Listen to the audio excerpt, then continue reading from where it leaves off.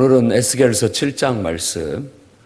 어제 여호와가 내가 여호와인 줄을 알리라라는 그런 비슷한 표현이 4번 나왔습니다. 오늘은 그것을 3번을 더해서 7번을 완성하는 그런 내용으로 이어지는데, 전체적으로 끝났다, 이제 끝났다라는 그런 재앙이 임박한, 더 이상의 기회가 없고 바로 닥치게 될 것이라는 것에 대한 긴박한 그런 어떤 예고를 주고 있습니다.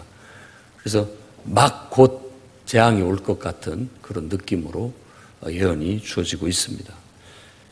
그래서 이런 내용들이 아마 제자들이 예수님을 보고 예루살렘 성전을 갔을 때 그 화려한 성전을 보면서 대단합니다. 이 성전 좀 보십시오.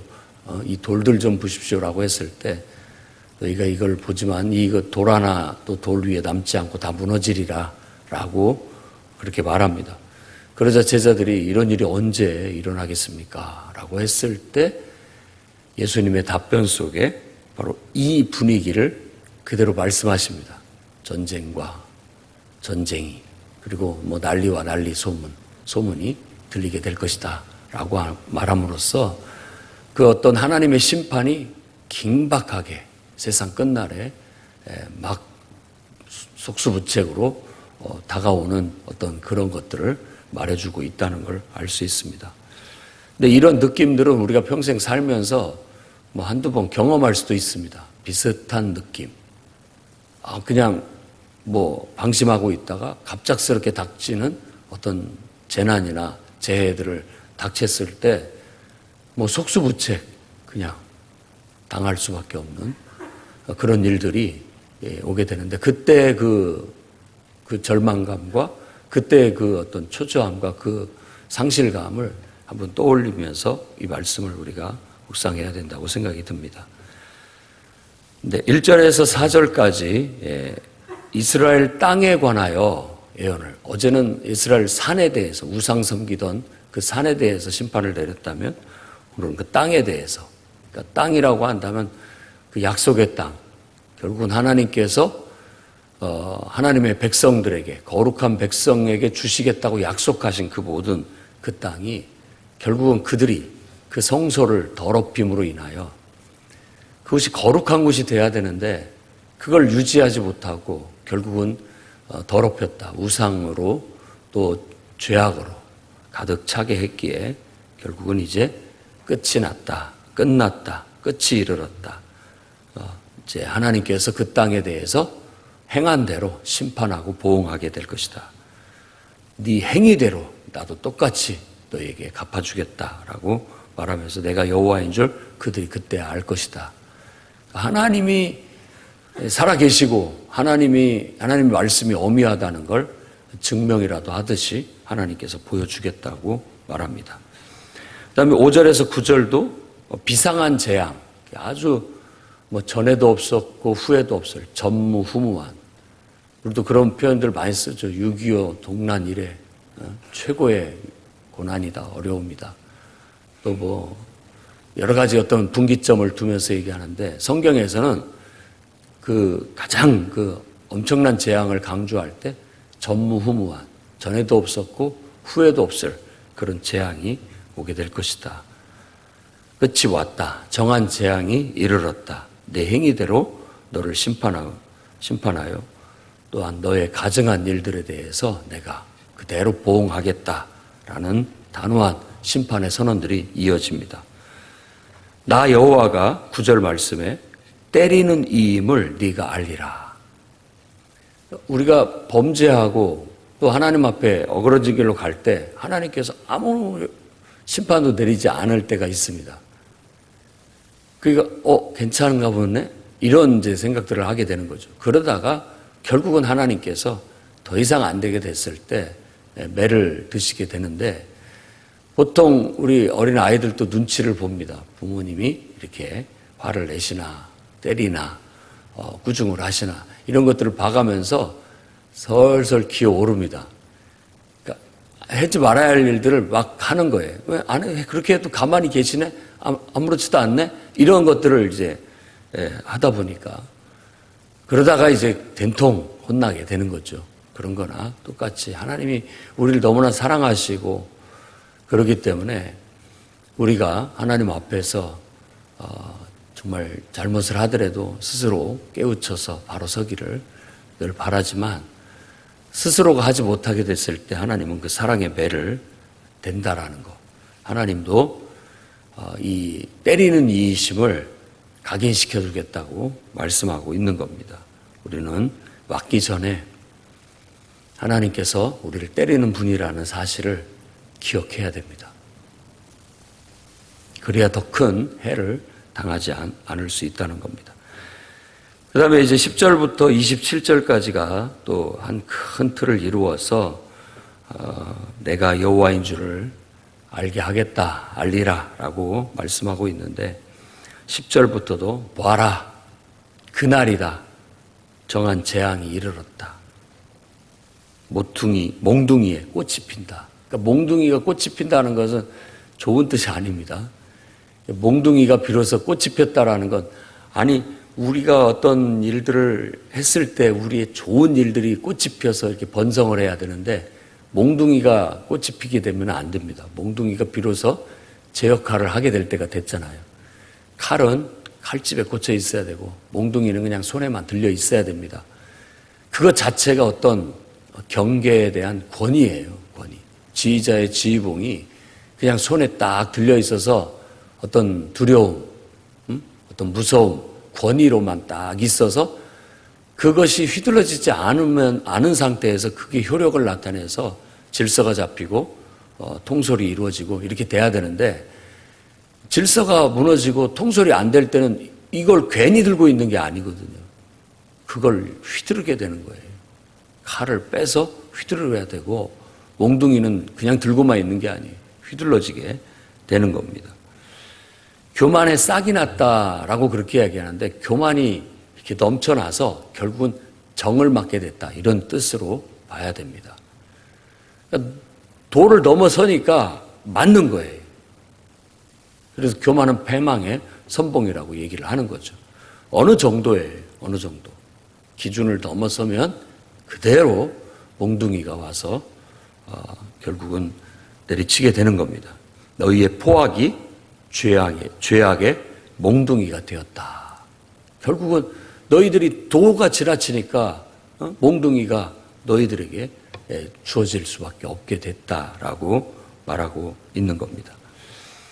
이제 뒤에 사는 자도 파는 자도 다 죽으리라. 사는 자도 좋아하지 말고 파는 자도 근심하지 마라. 사고 파는 그런 것들인데 은유적으로 얘기한 것 같습니다. 은유적으로. 그러니까 뭔가가 필요해서 사는 자, 뭔가를 얻으면 기쁨을 얻을 수 있는 거고 또 파는 자는 공급하는 자인데 공급하는 자도 근심할 필요가 없다라고 했을 때 여러 가지 이 은유는 대조해서 줄 수가 있는 거예요. 예를 들어 지도자나 청중들 이렇게 볼 수도 있는 거예요. 지도자는 파는 자고 청중들은 사는 자죠. 근데 둘 다 결국은 망하게 되기 때문에 의미 없다. 이런 어떤 의미로도 말할 수 있죠. 또 선지자의 예언과 그걸 듣는 사람들. 오늘날로 얘기한다면 설교자와 설교를 듣는 사람들. 청중들이 설교를 듣고 즐거워하고 기뻐하고 늘 전하는 자는 이 청중들이 늘 정말 좋은 말씀을 듣고 행복해하기를 늘 바라고 근심하고 그렇지만 결국은 그때 가게 되면 다 무의미하고 아무 쓸모가 없다라는 얘기를 은유적으로 하고 있는 겁니다.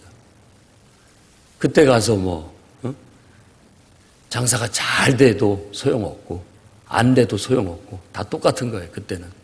지금 우크라이나 전쟁 같은 걸 한번 생각해 보십시오. 그 상황에서는 별 의미가 없다라고 말하고 있는 거예요. 왜?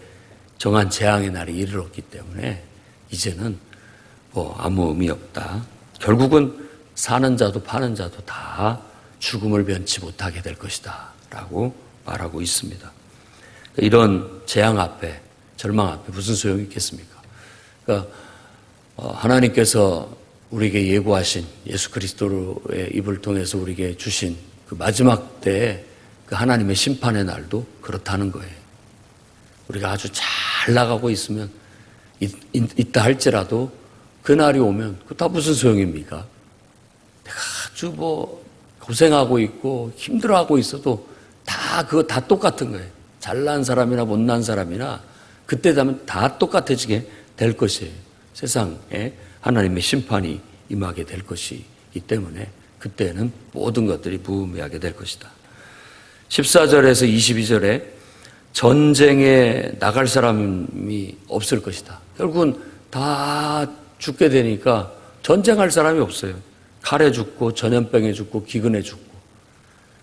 그러니까 사도 바울도 고린도 교인들에게 너희 중에 병든 자도 많고 약한 자도 많은데 다 결국은 우리가 하나님 앞에 잘못 행했기 때문에 그렇다. 결국 우리 관리를 못하고 영적으로 바로 서지 못하고 영적인 질서와 능력을 제대로 갖추지 못하고 우리의 삶을 하나님의 뜻대로 제대로 살지 못하니까 이렇게 우리가 무력해지고 이렇게 병이 들게 됐고 이렇게 연약한 존재들이 되어버렸다. 어린 아이 같은 육신적인 그런 존재가 되었다라고 약간 책망조로 얘기를 하는데 바로 똑같은 말이라고 볼 수가 있습니다. 결국은 칼에 죽고 전염병에 죽고 기근에 죽고 우리가 영적으로 하나님 앞에 바로 서지 못하니까 결국은 우리의 모든 것들이 다 연약해져서 손은 피곤하고 무릎은 물처럼 아무 힘이 없고 은금이 다 무슨 소용이냐. 은금이 있는들 무슨 소용이냐. 오히려 은금이 걸림돌일 뿐이다. 은금을 갖다가 재앙의 날에 갖다 바쳐도 도움이 되지 않는다라는 거예요. 아무 소용없다. 그때 당시 하나님의 심판이 이르는 그날에 우리가 돈, 재산 다 갖다 놓고 그거 가지고 어떤 도움도 되지 않는다라고 말하고 있습니다. 결국 너희들의 교만과 가증한 우상 숭배에 결국은 오물처럼 만들 것이다. 다 그 모든 것들이 쓰레기처럼 다 제거되게 될 것이다. 왜? 너희들이 이 거룩한 땅, 약속의 땅, 이 성소를 더럽혔기 때문이다. 다 내가 청소해낼 것이다. 라고 말하고 있습니다. 23절, 27절 보면 쇠사슬을 만들라 라고 얘기하면서 왜? 너희 죄와 죄악이 가득하기 때문에 쇠사슬로 너희들을 결박하고 죄인처럼 벌할 것이다 라고 말하는 겁니다. 그래서 결국은 너희의 교만을 내가 뿌리 뽑겠다. 더 이상 교만하지 못하도록 만들어 주겠다 라고 단호하게 얘기합니다. 26절에 환난에 환난을 더하고 소문에 소문을 더할 때 이런 것들이 바로 종말에 대한 묘사이죠. 예수님께서 마태복음 24장, 25장에 말한 내용이 여기 이 말씀을 인용하는 듯한 표현들이 있습니다. 선지자는 묵시를 구하나 헛될 것이다. 선지자들도 이제 더 이상 이 날이 닥쳤기 때문에 선지자를 통해서 더 이상 할 말도 없는 거고요. 끝나는 겁니다. 더 이상 할 말이 없어요. 말할 이유도 이제 없죠. 왜? 기회가 있을 때나 회개하라고 외치는 것이지 이미 재앙이 닥쳤는데 더 이상 무슨 의미가 있겠습니까? 제사장들, 율법을 가르치는 제사장도 이제 쓸모가 없어지게 되고 장로들, 지도자들이라고 봐야죠. 지도자들 또한 책략이 없어진다라는 것. 더 이상 이제 할 계책을 내놓을 것도 없다. 계획을 세울 것도 없고 실행할 것도 없는 것이죠. 왕은 애통하고 고관들은 놀라서 온몸이 떨리게 될 것이다. 그때 내가 여호와인 줄을 알 것이다 라고 그렇게 말합니다. 그래서 전도서에서도 얘기한 것처럼 너 청년의 때에 창조주 하나님을 기억하라고 말하고 정말 은줄이 풀리고 금줄이 풀려서 이제 하나님 앞에 갈 날이 이르기 전에 힘이 없어서 하나님 앞에 나와 예배드리지 못할 그 순간이 오기 전에 먼저 하나님 앞에 충분히 하나님 앞에 나와서 예배하고 기도하고 정말 만반의 준비하고 하나님 만나러 가야 맞다고 볼 수 있겠습니다. 하나님의 임박한 심판, 곧 하나님이 온 땅을 심판하실 것이고 하나님 나라를 우리에게 선물로 주실 겁니다. 예수 그리스도를 믿는 믿음 안에서 그리스도의 정예군처럼, 어린 양의 정예군처럼 이 마지막 때 굳건하게 서시기 바랍니다. 세상 유혹에 넘어가지 말고 아무리 여러분 주변에 친한 사람들이 유혹하도 넘어가지 말고 다 여러분 주변에 성도들이 나자빠져도 여러분만큼은 끝까지 나는 그리스도의 정예군이다. 끝까지 나는 목숨을 걸고 이 신앙과 이 믿음을 지키고 주님을 기다리겠다라고 하는 단호한 결단을 하셔야 이 마지막 때 심판의 날에 정말 환난의 날에 여러분들이 견딜 수 있고 버틸 수 있습니다. 어설픈 신앙으로는 속수무책 다 무너지고 말 거예요.